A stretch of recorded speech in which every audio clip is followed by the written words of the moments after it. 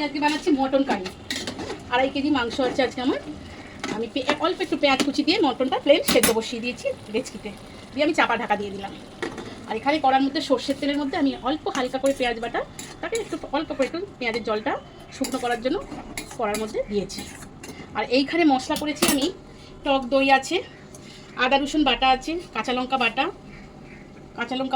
টক দই, নুন, চিনি, সর্ষের তেল সমস্ত কিছু আমি দিয়ে দিয়েছি এতে, সব কিছু আছে। এইটা হয়ে গেলে এই মশলাটা আমি এতে দিয়ে দেবো। তাই শর্টকাটে প্লেন মটন কারি বানাচ্ছি। আমি মটনটা সেদ্ধ বসিয়েছিলাম, মোটামুটি 15-20 মিনিট হলো সেদ্ধ বসিয়েছি। 40% সেদ্ধ হয়ে গেছে। হ্যাঁ, 40 থেকে 50% সেদ্ধ হয়ে গেছে। আর পেঁয়াজ কুচিটা আমি পেঁয়াজের জলটা শুকনো করে নিলাম কড়ার মধ্যে, নিয়ে আমি এতে মশলার মধ্যে ঢেলে নিয়েছি। শর্টকাটে আমি চিকেন মটনটা বানাবো। তা আমি সমস্ত মশলা এতে অ্যাড করে দিয়েছি। তেল, আদা রসুন বাটা, কাঁচা লঙ্কা বাটা, নুন, চিনি, পেঁয়াজ অল্প করে সর্ষের তেল, তেজপাতা সমস্ত কিছু দিয়ে টক দইটা এতে রেখে দিয়েছি। দিয়ে এইবারে আমি কড়ার মধ্যে এই মশলাটা দিয়ে কষাবো। সব কিছু দেওয়া আছে।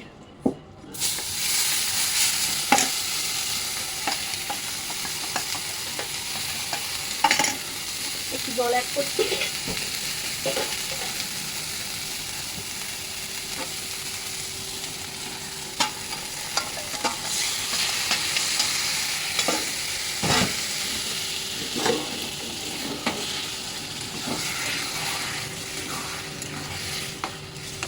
হ্যাঁ, মটনের মধ্যে আমি একটু কাঁচা পেঁয়াজও সেদ্ধ দিয়ে দিয়েছিলাম মটনের সাথে।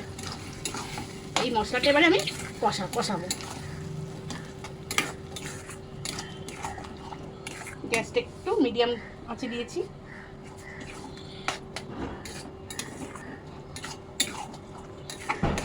এইটা এবারে কষাতে থাকবে এখন মিনিট 10 ধরে। আমি 10 থেকে 12 মিনিট টাইম লাগবে কষাতে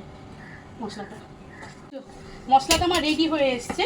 আমি একটু মটনের মটনের সেদ্ধ থেকে একটু স্টক এতে দেবো, দিয়ে আমি এটা মশলা কষাতে অল্প একটু দিয়ে আরেকটু নাড়াচাড়া করবো মশলাটা অনেকটা।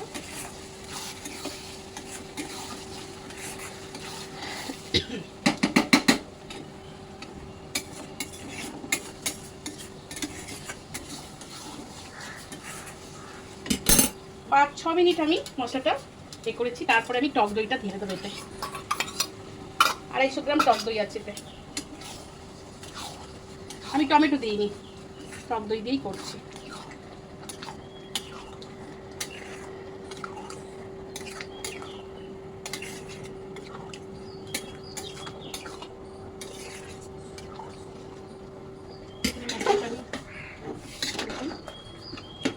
অনেকটা সেদ্ধ হয়ে গেছে মটন।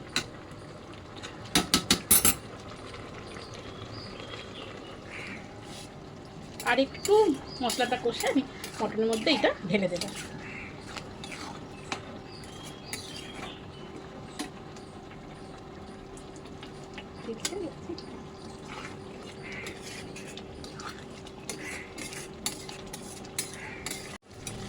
আচ্ছা, মশলা কিন্তু তেল ছেড়ে গেছে, এই যে উপরে তেল ভেসে উঠেছে। ধরুন মশলাটা কষানো রেডি হয়ে গেছে।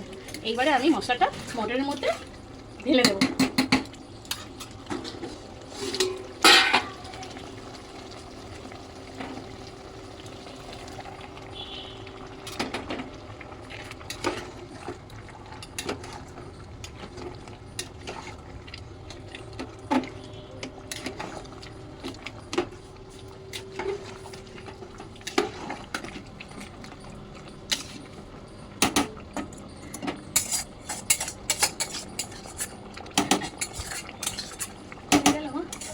একটুখানি গরম জল করে এতে দিয়ে দেবো।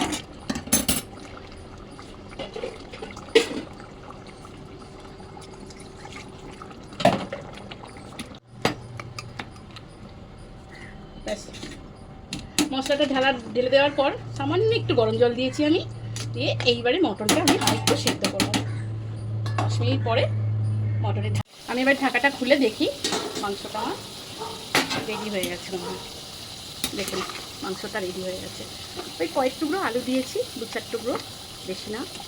মাংস আমার সেদ্ধ হয়ে গেছে, একদম তেল ছেড়ে গেছে, মাংস রেডি হয়ে গেছে। ওপর থেকে আমি গরম মশলা দিয়ে নামিয়ে নেব।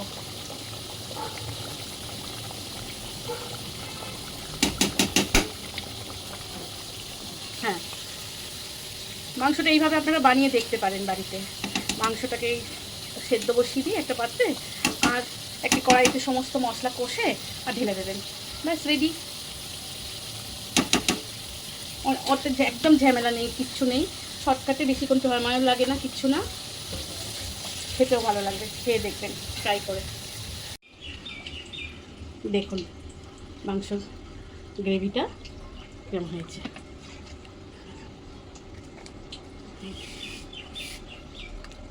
দেখুন মটন খুব সুন্দর সেদ্ধ হয়েছে, আর গ্রেভিটাও দেখুন, বেশি মশলা না, অল্প মশলা দিয়ে